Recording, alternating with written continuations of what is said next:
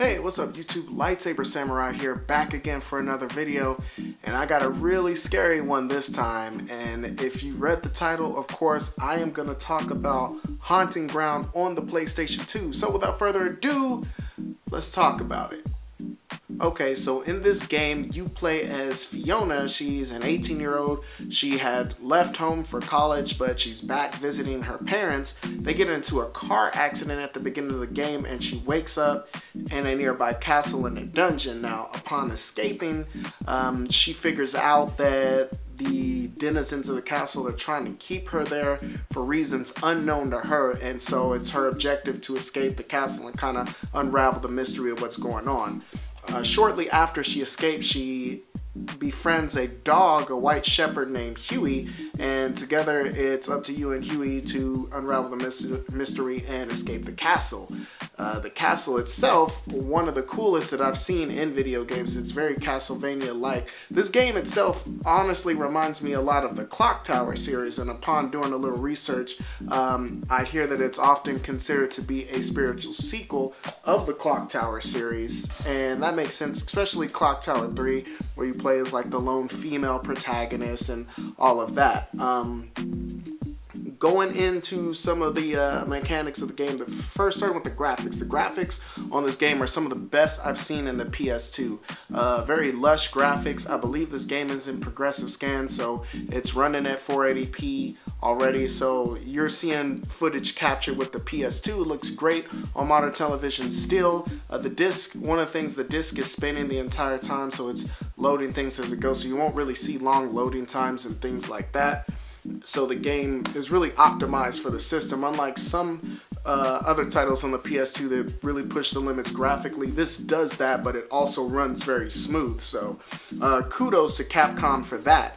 The protagonist herself, there was a lot of flack upon release of this game because how they sexually objectified her, and I know video games have a history of objectifying women and overly sexualizing them, but honestly I think it's quite tastefully done, and just let me explain on that. So the denizens of the castle, they often mention that, oh, you belong to me, and there's this weird sexual desire that they have for her.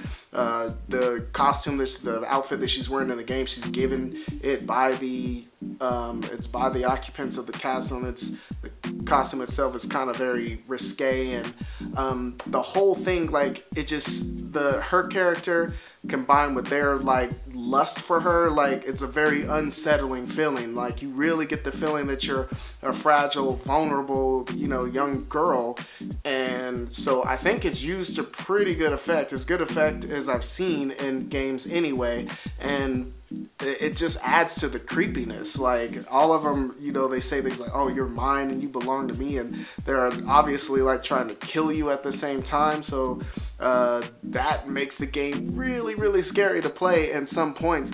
Getting chased, this game, it's one of those types of games where you really can't fight back.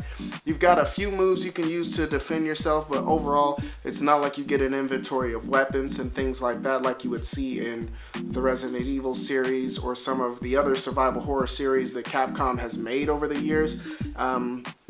And games like that really aren't my favorite. I don't think it's really realistic if you're in a situation like that to not want to fight back. Like, even if you can pick up a pot or pan or something and throw it at somebody, like, I never just saw the realism in that. But they added Huey in this, and Huey is the dog that I mentioned before. You guys can form a bond or a friendship over the course of the game. You can give him commands, and you have to praise him and scold him when he doesn't pay attention, because if you have a low reputation with him, then, I mean, during a fight with an enemy, he can just straight up dip out and just leave and leave you to deal with the enemy yourself. You have to go find him later. But like I said, if you build a strong affinity with him, then he'll defend you against enemies and sniff out items and alert you to dangers and things like that. It's a pretty cool mechanic, and like I said, it doesn't leave you 100% helpless. So that was enough for me to deal with.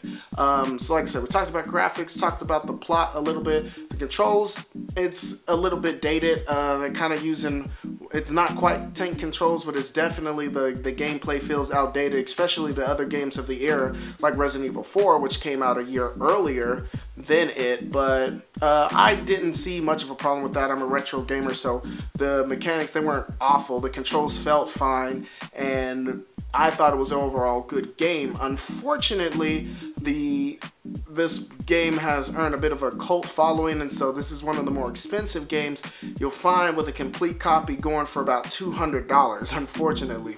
Luckily, I bought this game about just 5-6 years ago. It was about $50, and this is my first time actually playing it. I wish I picked it up earlier because I think it's a pretty good survival horror game.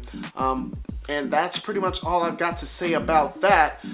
Somebody asked me if I would score the games, if I'll give them like a 1 out of 10 or like out of 10. And so if I had to score this game, I'd probably give it a 7.5 or an 8 out of 10. I actually think it's a really good game, and as far as a survival horror game goes, it's actually very scary. It doesn't play as well as games like Resident Evil 4, but Resident Evil 4 I don't feel is as scary as this game is. This game is super eerie, and you feel super vulnerable, and it's alarming. Like, the sense of dread that I get and anxiety I get from playing this game is crazy. So that alone, as far as a survival horror and a scary game, it is definitely that. If you do find this game cheap, I mean, I would suggest you snag it up simply for the fact that it goes for so much money. If you can find this game for under $100, you should buy it without question, because this game is only getting more expensive, from here on out.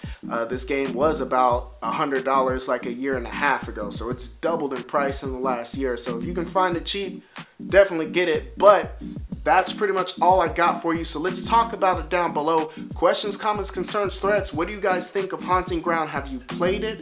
Is it a game that you would like to play? If you like this content, please go ahead and give me a like and subscribe if you haven't done so already. I do believe that's all I got for you. Lightsaber Samurai out. Peace.